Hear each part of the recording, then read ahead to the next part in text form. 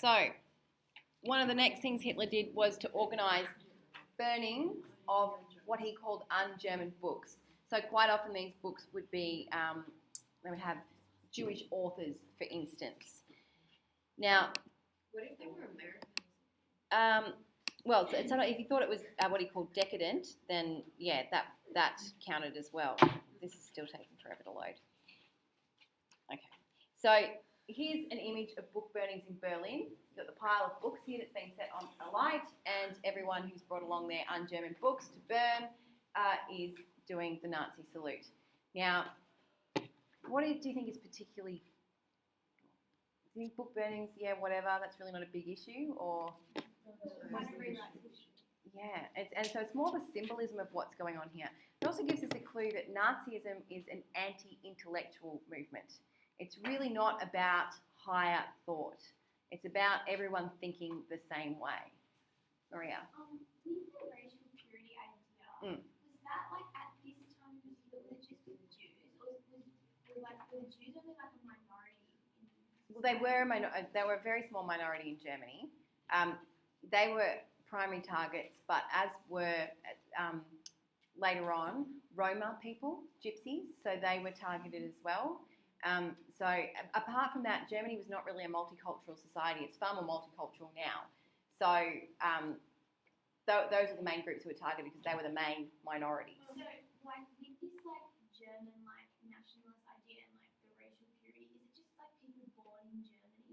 Yes, or a German ethnicity. I mean, Hitler himself was born in Austria, right? But he's saying ethnically he was German. And part of his reason for wanting to reunite, as we'll see later, reunite with Austria and also take bits of Czechoslovakia, he's like, those people are ethnically German. They should be with us.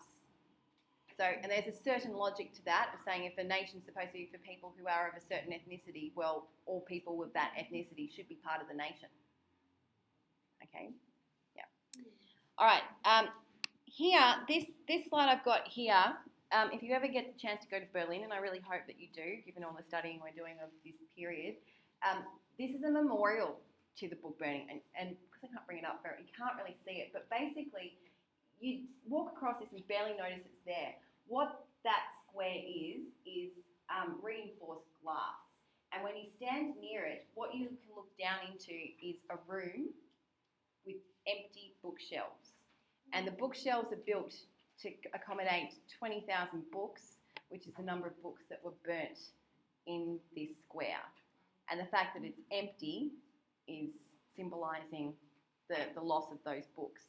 And to me, it's a very powerful memorial because it's so simple, and it's so understated. You know, you can walk on top of it and go, oh, hang on, what's that? You have to go back and have a look at the plaque to see what it's about. Okay, so again, while book burnings might not seem like the worst thing Hitler did, I want to see the significance of this and how it helps him consolidate his power. Now, this one's probably a little bit more obvious. Okay, if you're coordinating everything, Nazifying everything, do you really need to have other political parties? No. You know. So the KPD were gone by the Reichstag fire. Most of them were either dead, in jail, or on the run. The SPD was the only major party who opposed Hitler when it came to the Enabling Act.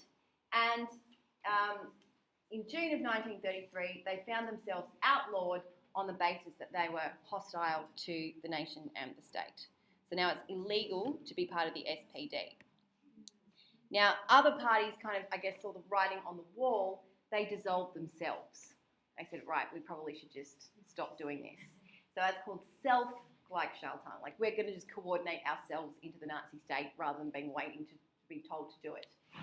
Yep? I don't know if this is a stupid question, but is Hindenburg still president? Yes, Hindenburg's still president all this time. How does he just sit back and not... Well, he is incredibly old by this stage. You can't even hear what's going on. Yeah, but also he is also an authoritarian. I don't know that we necessarily should feel sorry for Hindenburg. He is also an authoritarian. So this, and Hitler, this stage isn't doing anything that he is really against. So he doesn't have a particular problem with it. But again, the issues with Hindenburg will come up, as we'll see when we get to the Night of the Long Knives. Okay. So finally, by July, there's a decree making Germany officially a one-party state. Hopefully, it's quite obvious how the abolition of political parties helps Hitler to consolidate his power. But I want you to also think about, by this stage, did he really even need to do it? Yeah, Maria. At what stage during that was like Article 48 kind of like dissolved, or was that still? Well, you don't, after the Enabling Act, which says Hitler can do whatever he wants, you don't need Article 48. Was it still there though? That's still there. But, yeah. Okay. Now, I've mentioned churches before. Hitler's, he knows he has to tread more carefully when it comes to churches than, say, getting rid of political parties because the particular type of power that churches have. Okay? Now, in Germany, the southern half of Germany is generally Catholic and the northern half is Protestant, and in particular Lutheran. And hopefully you've studied enough church history that you know what Martin Luther. Okay, so the original Protestant. And do we know that because the term Protestant has got the word protest in it? They were the people who protested against the Catholic Church, which was incredibly corrupt at that point. Okay, so Luther, being a German priest, he starts off Protestantism, and his brand of it is called Lutheran. So many German Protestants still today call themselves Lutherans. Now, the thing the Catholic Church had on its side was, we know the Catholic Church hierarchy, and it doesn't just stop at one nation's borders. It goes to Rome with the Pope at the top. So you have an international organisation, which means that it is a lot more powerful than these smaller Protestant churches. The way that Lutherans were structured in Germany, I think there were 28 separate churches, so the power was a lot more spread out. So if you're Hitler and you want to contain the power of the churches, which religion do you think it will be easier to control? The Protestants, okay, because their power is dissipated. So he knows he has to tread more carefully with the Catholic Church. So he actually signs this deal with the Pope called the Concordat, and basically he manages to get the Pope to agree to keep out of German politics. Okay, this is, as we'll see, probably an event of some shame for the Catholic Church. Okay. I actually don't know to what extent they've done that, but I mean, it is definitely a source of embarrassment for the Catholic Church. Yeah. Yeah. He's like covering all his bases. Like with stay out of the Yeah, that's He wasn't going into it like with his head held high, thinking, I can just shut up. No, he's looking around. Where are my main points of opposition? Let's shut them down one by one. And he obviously knew that he had to be careful with the church. Yes. Like, So he didn't deal with the churches like he dealt with the unions, did he? He didn't say, oh, day after Easter, guess what? No more churches anymore. All right, ladies, I'm just about finished here. No positive connotation, but he was a genius. Well, we would say evil. Evil. Yeah. Okay. The League of Nations. If you remember at the beginning, Germany had been excluded from the League of Nations, and then in 1925, it's like, oh, well, we'll let you back in, try to be nice. In October of 1933, Hitler goes, yeah, don't want to be part of this stupid league. Anyway, so what's the significance of this? Or what did it mean to other nations? And again, how does this assist in the consolidation of power? Last thing I'm going to talk about. He calls for more elections. He just, despite the fact he's anti-democratic, he just doesn't seem to be able to stop. Okay, so first of all, elections are called for November. All the candidates are Nazis, except for, I love this, 22 non-party guests of the Nazis who supported the Nazi Party in any event.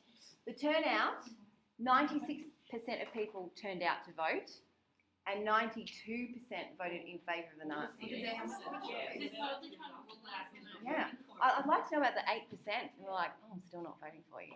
But you mightn't be anyone else to vote for, but I'm still not voting. There's no one to vote for. They probably voted informally, I suppose.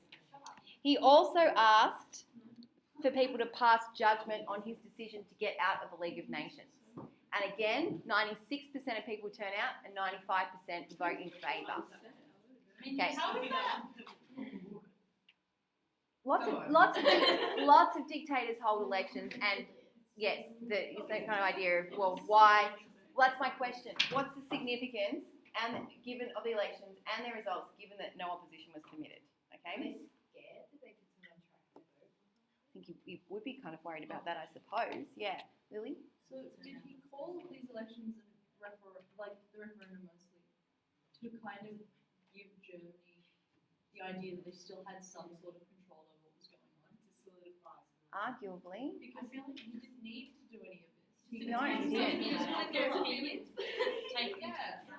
So yeah, it is one of those things. Yeah, and to some extent, he probably didn't need to ban political parties because they were pretty much powerless by that point anyway.